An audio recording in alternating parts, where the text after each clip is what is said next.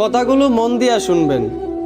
গাধাকে যখন সৃষ্টি করা হলো তখন গাধাকে বলা হলো, তোমাকে সকাল থেকে সন্ধ্যা পর্যন্ত প্রচুর পরিশ্রম করতে হবে, সারাদিন পিঠে বোঝা বয়ে বেড়াতে হবে, খেতে পারবে শুধুই ঘাস, তোমার মাথায় কোনো বুদ্ধি থাকবে না, আর তোমার আয়ু দেওয়া হবে 50 বছর।